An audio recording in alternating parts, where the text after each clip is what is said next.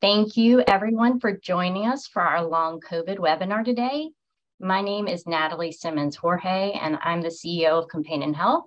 We're a concierge primary care clinic in Charlotte, North Carolina, where we combine the best of Western medicine with functional medicine to help our clients heal their bodies from the inside out. Not only do we offer advanced diagnostic testing that is unavailable at more traditional clinics, including things like measuring gut health and hormone levels and heavy metals, we also offer health coaching to enable our clients to make sustainable lifestyle changes to achieve their unique health goals, all under the guidance of a certified medical provider. Before I introduce our expert panelist, Dr. Carlos Jorge, and our moderator, Kieran Dedeja-Smith, I need to get through a little webinar housekeeping. First, the legal disclaimer. This webinar is for informational purposes only. The information presented here should not be construed to be personal formal medical advice, nor the formation of a doctor or other healthcare provider-client relationship. The content is intended solely for educational and informational purposes and not for treatment purposes. We cannot offer specific medical advice over the internet. Also, we're recording this webinar, so please keep your audio muted to minimize background noise. We will email you a link to the recording in case you have to leave early or you want to rewatch it.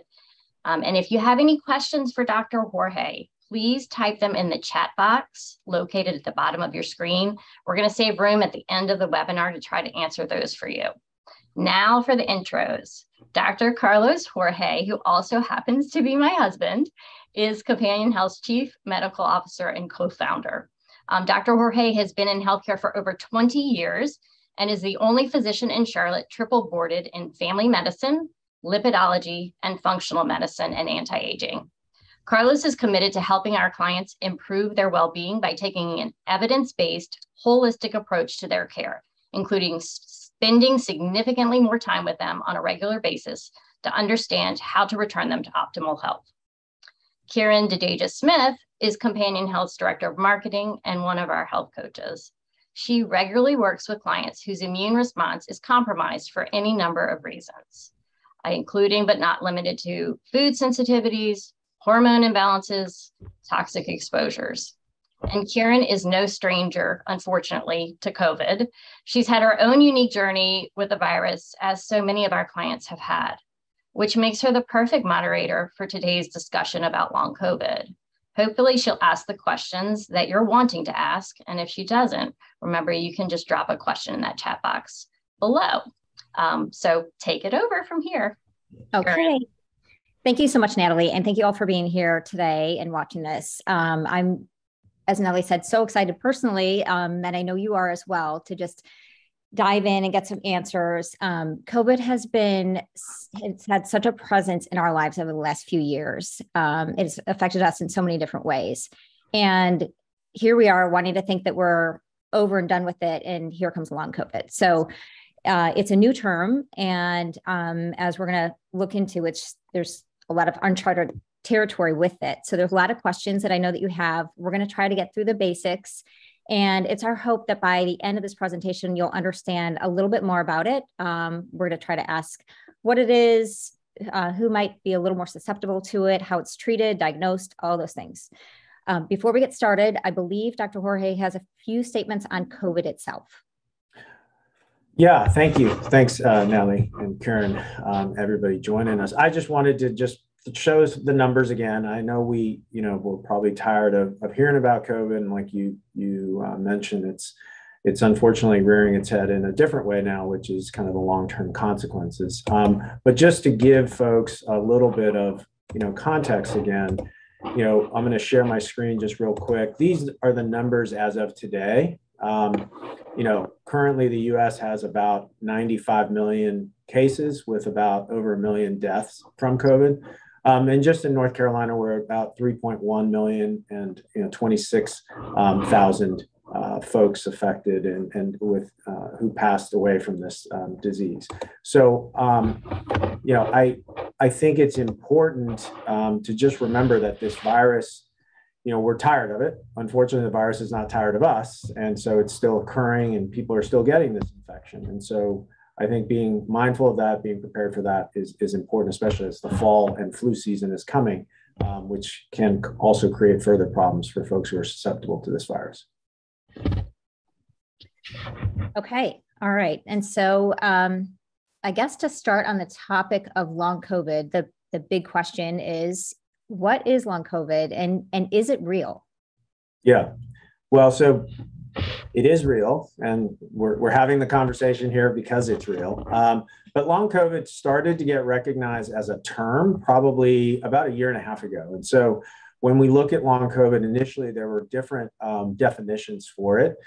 Some people would say it was symptoms that were occurring 4 to 12 weeks after you had the original infection, or 3 months after the original infection. Now, by definition, there's several criteria, but the World Health Organization has a criteria. The CDC and the NIH have a criteria, and they're pretty similar. So the idea would be that you're getting symptoms that were not present before having had COVID, and they are lasting and presenting for 3 months after you had the infection, right? So this is something that, you didn't have this problem before you got COVID, and now it's lasting 3 months after the original infection. So that's what most people are following from the definition of long COVID.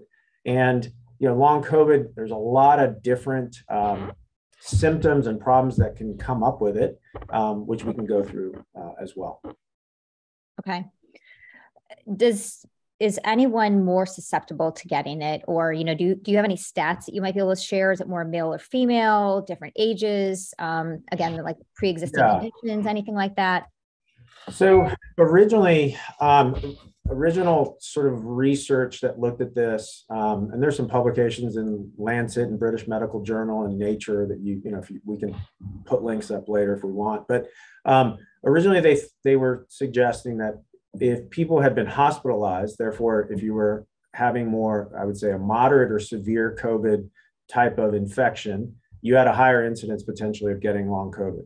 The data isn't really showing that. And what we're finding is probably, those folks who are at risk are, in their 50s, seems to be a higher incidence of getting long COVID. Females, about 9.5% versus 5% males. So a little bit skewed towards women. We don't really understand that as well. There does seem to be some data to suggest long COVID to be more common in folks who are of lower socioeconomic. There may be some racial background that could influence there. And then also the ones that we saw that also triggered more severe infections in COVID, such as obesity or having diabetes or other what we call comorbid conditions, can make you more susceptible to getting long COVID. Those are some general kind of parameters. Okay. All right. I know you've said that there are varied symptoms of long COVID. Can you share what some of those might be? Yeah. So I'll put up a slide if I can. Let me just get quick. Share this real quick. But the most common symptoms, so if everybody can see that when you look at all the data, and there's multiple studies that now take, hundreds and hundreds of thousands of people who have had COVID and are now they're documenting long COVID. The most common symptom in about 50% and even a little higher than 50% is fatigue. And it's usually, this is different than being tired. Fatigue is sort of this overwhelming sensation that you don't have the energy that you did before having had COVID.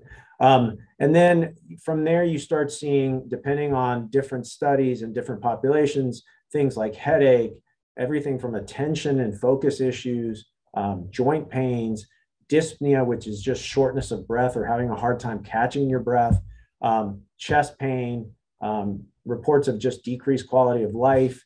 And then, another nice way of just showing it is, there's things like brain fog, obviously the loss of taste and smell persisting. So you can see that it's affecting multiple organ systems and multiple sort of manifestations of those organ systems being affected is being reported with long COVID. And then in some people, more serious things such as like, what we call fibrosis in the lungs, which is the lungs start to change and they get harder. Myocarditis, which is inflammation around the muscle or muscle of the heart gets inflamed. People having, blood sugar regulations or other sort of more serious cardiovascular events. So it really runs the gamut of multiple things. And, it's hard to know what someone is going to present with. And so it's, but fatigue seems to be, like I mentioned, the very most common symptom that people have across all the study data. Okay. So it sounds like similarly to how we didn't know how we would be affected by COVID, it's consistent with long COVID. You don't know. Yes. So, exactly. So some of those symptoms which people, had or experienced during their acute COVID infection, that just seems to be persisting and not going away. That's a good way of thinking about it. Okay. So if one was having any of those or any of those different symptoms, how would they know if they actually have long COVID? Are there specific tests that are available or anything like that? Yeah, so there is no diagnostic test for long COVID. Obviously by definition, you had to have had, or at least hopefully have documented that you had COVID. When they write the criteria, they do say, having had or tested positive for COVID and symptoms, because there are folks who say, I know I had it, I just didn't test, let's say. So it's a little bit, that makes it a little murkier to say, is this long COVID then? By definition, this would be, we would qualify this in the medical world as a diagnosis of exclusion, right? So we want to say, okay, you did have COVID 3 months ago, but we want to make sure there's nothing else new or something else that has, is triggering this that is, independent of the fact that you had COVID, right? So I think some of it is making sure from a diagnostic standpoint that you're not fatigued because you have anemia. Now, the question is the anemia because of the COVID? And it's a very difficult thing to tie it to, but we are under the, I think, assumption right now that because we're seeing so many cases of long COVID and the estimation, and I didn't mention this earlier, it ranges anywhere between 1 out of 13 people who has had COVID, or even some numbers, 1 out of 5 of people who have had COVID developing long COVID. So if you looked at that number of 92 million infections in the United States, a 20% of that is 18 million people. So it's a lot of people that we're talking about potentially. And so it's really based on symptoms and how the reporting of these symptoms are occurring that we can start to make the diagnosis presumptively of this. So as far as the timing, if somebody gets over COVID, could they see their symptoms popping up like 3 to 6 months later, or do we not have enough data? Has this not been studied enough at this point to really know that?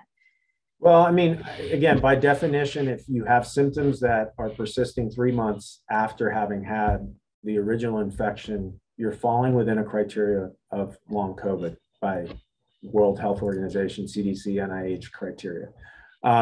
So, I would say the short answer to that is 3 months to 6 months. If you're having symptoms, potentially we would define you as long COVID. And so one of the things that it's important is prior to you having COVID, did you have these symptoms? And if the answer is no, and you're having these symptoms post 3 months, then we have to look and say, okay, this appears to be a case of long COVID. Okay. Do you know what some of the causes of long COVID could be? There are lots of theories about what those causes are. So the first is simply the virus just doesn't go away, in a sense. It stays active in your system, and it's just triggering still the inflammation and that sort of immune dysregulation that has that triggered the original infection, and that inflammation just doesn't go away. That's one. Second is, are there some what we call microvascular changes or injury to the vascular system in the body that is triggered by the inflammation that the virus, started? Third theory is that it's just a massive antibody response. So your system is doing what it's supposed to do, but it doesn't know to turn itself off. And so you're just running at a high immune response rate that doesn't regulate. And so that high immune response rate is triggering this inflammatory consequence of long COVID symptoms. The fourth is more from a functional medicine standpoint. We sometimes talk about something called a chronic inflammatory response syndrome, which is your system is dysregulating the immune response, sort of what we mentioned earlier. But this dysregulated immune response is now triggering all these other consequences. So in the past, when we used to talk about traditionally Lyme disease in functional medicine, we talk about Lyme disease very different than in standard kind of approach to medicine, which is we talk about Lyme disease as triggering a very chronic inflammatory issue. We see that with heavy metals. We can see that with mold toxicity. And so in the functional world, we start to frame it from very early on. We talked about this is seemingly an inflammatory driven problem. And that's, I think, kind of the diagnosis that at the end will probably win out, which is COVID triggers an immune response, dysregulates your immune system. It becomes a chronic inflammatory response that your system doesn't know how to turn off. Mm-hmm. Okay. So if somebody suspects that they have long COVID or they're having some questionable issues, who should they go and see? Well, if they have a relationship with a good primary care person, if they have a great provider that they're already seeing, I would start with that. I mean, I think it's important, especially if you have confidence in somebody that you're seeing, to just go in and be very frank about hey, I had COVID, 3 months ago, and I'm still feeling X, Y, and Z. Do you think this could be long COVID? What do we have to do? So I think starting, like I mentioned, making sure that there's nothing else that it could be, and you want to ensure that there's no new issue or problem that you need to address. But then from there, kind of understanding that the symptoms you're having are probably related to the fact that you had COVID. And now we have to work on how do we manage that. Mm-hmm. Okay. And I guess if they had a prior relationship, then they would both be able to understand that they didn't have those symptoms maybe prior to. Right. Yep. Exactly. All right. And then the big question, how was it treated? So again, a lot of theories out there because it's very difficult to treat something when we don't always know if it's directly causative of it, right? So we can't give like an antiviral because the virus is already, in essence, potentially out of your system. So we're dealing with the consequence of inflammation. So from our standpoint, from the functional medicine approach, we start with how do we reduce inflammation in your system? Number one is diet, nutrition, cleaning that up. Exercise, if you haven't been, we talk about what are targeted exercises that help your body recover. Sleep, stress management, and then we start looking at, how do we mitigate or lower the inflammatory response or the oxidative stress, we call it, that your body's under from this massive inflammation. So we use targeted supplementation, we use some alternative medications. Now, in traditional practice and standard the standard Western medicine approach, there's a lot of symptom management as well. So if people are having, depressed mood or joint pains or, other inflammatory issues, so sometimes targeted antidepressants or targeted anti-inflammatories are being used. It's running the gamut of these things because each sort of presentation can be very different. So you may have someone who's presenting with lung issues and feeling short of breath. Well, perhaps with that person, we give them an inhaler for a short period of time. We teach them techniques on breathing. We, improve their cardiovascular, function with some exercises, et cetera. So I think we have to target it to the person that you're seeing at that very moment in time. Again, but overall is how do we reduce that inflammatory burden for that system. Okay. And realizing again, this is fairly new. Do we know if there can be long-term damage from long COVID? I mean, so the short answer would be yes, right? So obviously there's long-term physical, emotional, psychological damage when you don't feel well, right? I mean, any of us who have ever been sick and you don't feel well, emotionally and psychologically, that's a very draining thing to experience. Beyond that, the long-term health consequences and the financial repercussions of this are going to be fairly astounding. I mean, the estimates are if you take 18 million people who may have long COVID, and out of that population, let's say, I looked at some numbers, let's say 2 to 4 million of those are out of work, okay, and can't perform their day-to-day work.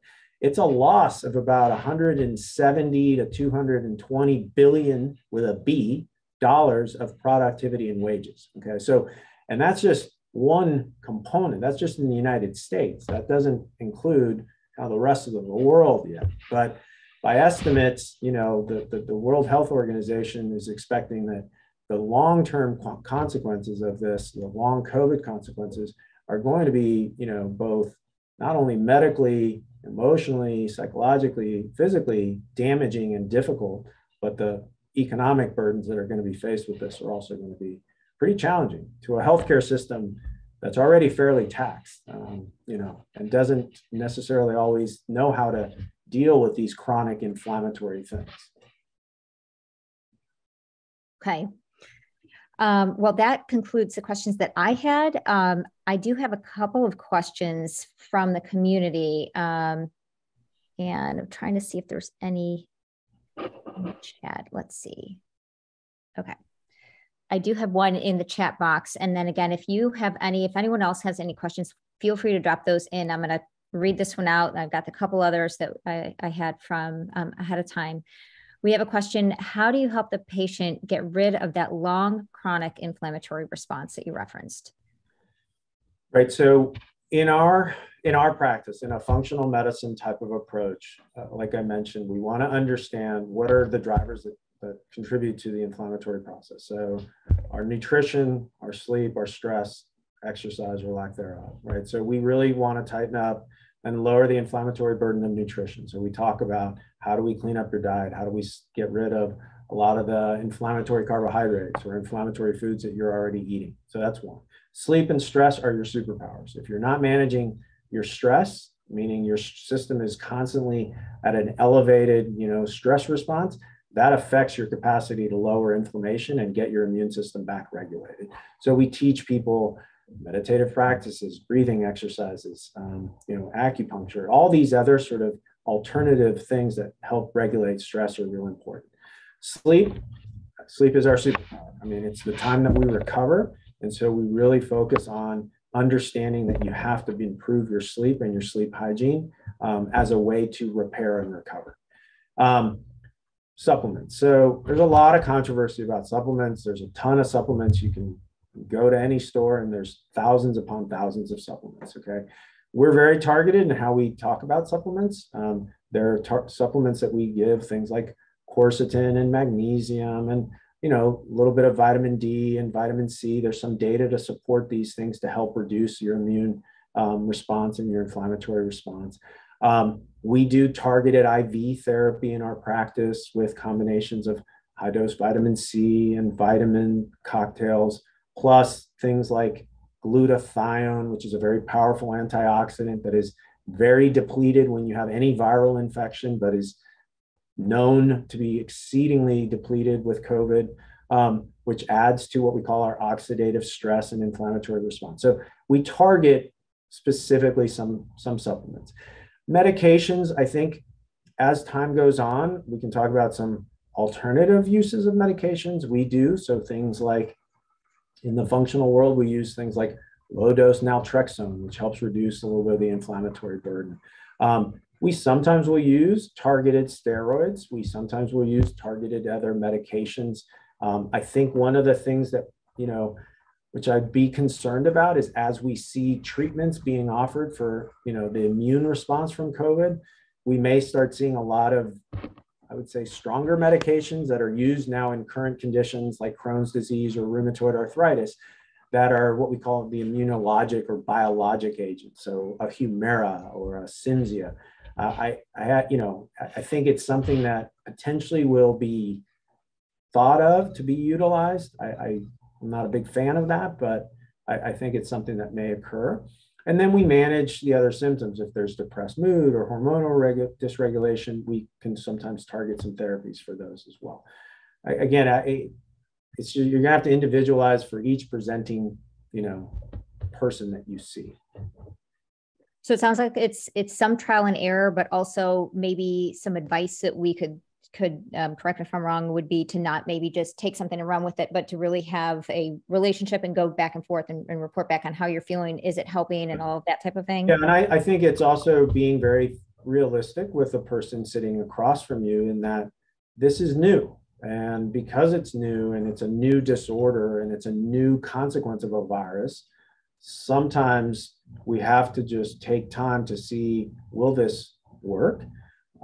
And we have to be realistic that it's not a sprint to fix. It's going to be sometimes more, we call it kind of the marathon approach, because, we want to feel better. And that's something that we totally comprehend and understand as physicians and providers. Like, we want people to feel better, but we also realistically have to understand to reverse whatever inflammation or damage is occurring may take some time and may take some tweaking and some revisiting and, oops, that didn't work. Let's think, what else can we do to potentially improve?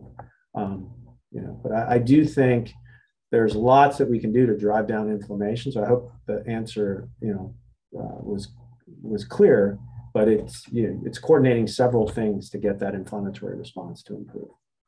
Okay. We have another question from somebody who's attending, and they're saying, can you discuss gut issues, including weight loss and diarrhea? Gut issues, including weight loss and diarrhea, as a consequence of or as the manifestation of long COVID, I'm assuming, is what potentially the question is. So, interestingly enough, COVID, in and of itself, despite it being a respiratory virus, right? You dysregulate your gut the minute you take any virus in. Okay. So anything you introduce into your system, your gut is one of the first places that it's going to act upon, right? And a viral capsule triggering an inflammatory response in the gut starts to produce, without getting into too much sort of, detail, will trigger an inflammatory response in the gut. And that inflammatory response in the gut, because your gut has a massive amount of immune system that's tied to it, especially what we call the mucosal immune system, which is immune regulated. It's called immunoglobulin A. You have a massive inflammatory response at the level of your gut as well when you have COVID. Now, for some people, the manifestation, and there's different presentations of COVID itself. Not everybody got respiratory symptoms and fever with COVID. Some people got nausea, vomiting, diarrhea, and other types of things like that.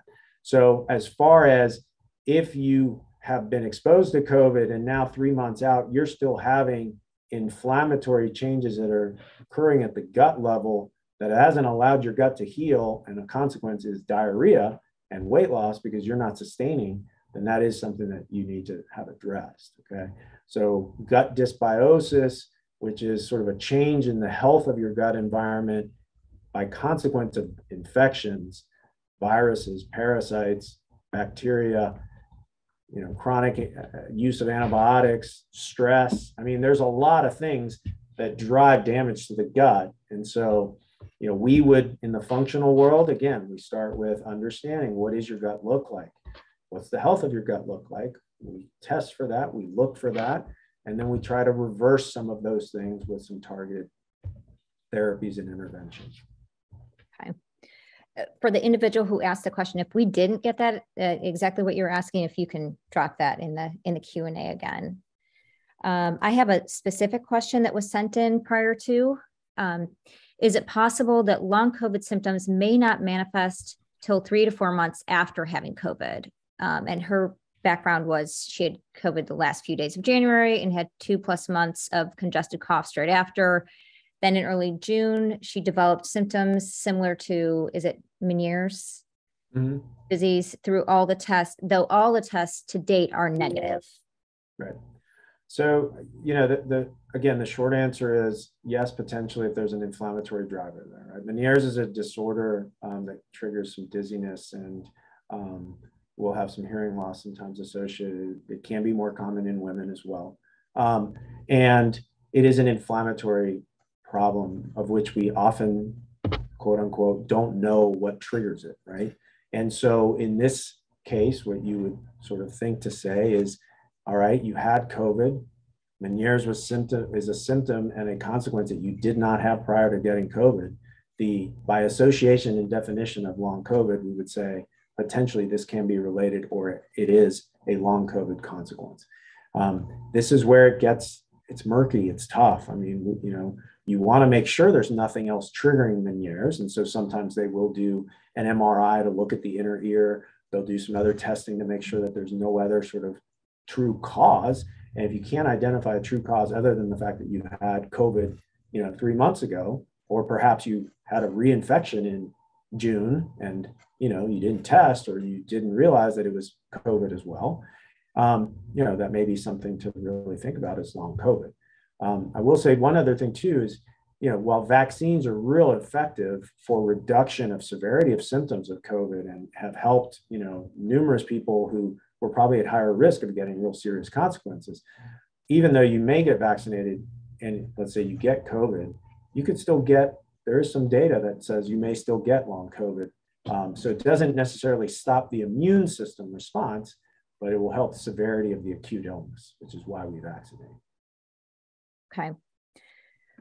I believe we addressed this one, but I'm going to read this out and just tell me if I'm misinterpreting. With the symptoms being so vague and diverse and real, how do you come about with the diagnosis? Must you rule out everything? I'm pretty sure that you did tackle that one with. Yeah, I mean, I don't think we would, it's a good question. I mean, I wouldn't say we rule out everything. We're not going to go down very esoteric rabbit holes and ignore the fact that you had COVID 3-4 months ago, and now you're having symptoms that weren't there before. I think our approach would be, let's understand, are there any other drivers that could explain this? Are you anemic for some reason? Are you, nutritionally not getting something? Are you just super stressed and you're not sleeping well? And then we fix that, your symptoms improve. I mean, so hormonally, is there something that we need to fix first before, we sort of say this as a consequence? That said, like the way in the functional medicine world we're going to talk about it is long COVID as a chronic inflammatory response driver. Okay, we need to reduce the inflammatory response by hopefully then that helps to fix your overall problem. Okay. I have another question from somebody attending. What about long COVID symptoms? I need my glasses. Excuse me. What about long COVID symptoms if you've had COVID 2 or even 3 times? Is there a differentiation of symptoms or how to treat? So good question. There is not in the data that I reviewed, and these are population trials that they basically take large amounts of people who had tested positive, both severe, mild, or moderate cases, and then some repeat cases. There's not a direct link that they've been able to say, if you got COVID 2 or 3 times, do you have a higher incidence of long COVID? There's no direct causal link there. I think, again, the idea is COVID once, twice, 3 times, you're driving an inflammatory and immune response, and whether your system dysregulates that immune response is what is triggering what we now would call a long COVID response. So no, I don't have the data to be able to say, if you had it once or twice, do you have a higher incidence of it? Okay. Another question just popped up. Are there any particular foods or activities to avoid to minimize the long COVID symptoms, specifically inflammation? I mean, we spend a lot of time, obviously, with nutrition with our clients. And so we're big believers of really reducing, when we talk about inflammatory foods, we're talking about a lot of simple white carbohydrates. We're talking about a lot of foods that are processed. We're talking about a lot of foods that have a lot of coloring or preservatives in them. We try to reduce that. We tell our clients or ask them, hey, think about upping your amount of green, leafy, healthy vegetables as much as possible. Eat real food as much as you possibly can. When we talk about real whole foods, we talk about mainly plant-based if you can. Not to say animal protein is bad or going to cause more inflammation, but we try to reduce as much inflammation and drive healthier intake of the green leafy vegetables, multicolored fruits, especially lots of different berries and those types of things.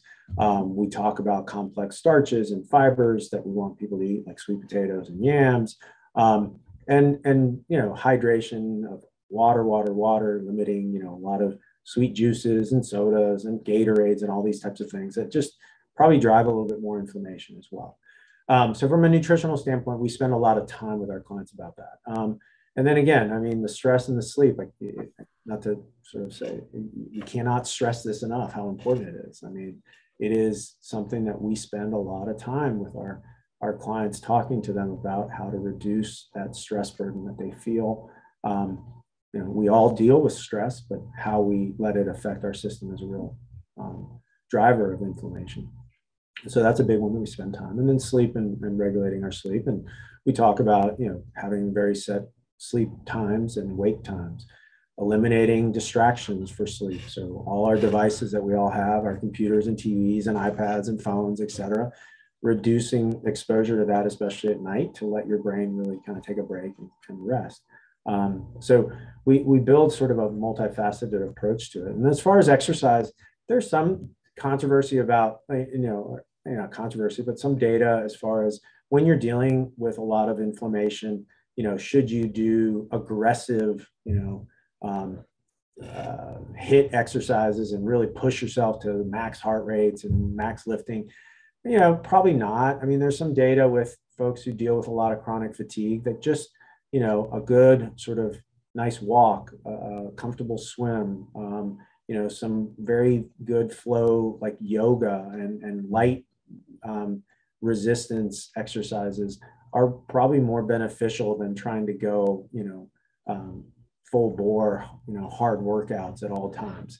There may be a little inflammatory driver when you're overtraining, and not allowing recovery as well. So especially for folks who are dealing with like long COVID, I would say, some form of activity is important. You don't have to be a marathon runner. You don't have to be a triathlete. I think just getting some movement, some fresh air, getting some recovery time from exercise after you've done it is important as well. Okay. Really being mindful about yourself and how you're feeling and taking good care of yourself overall. Yeah.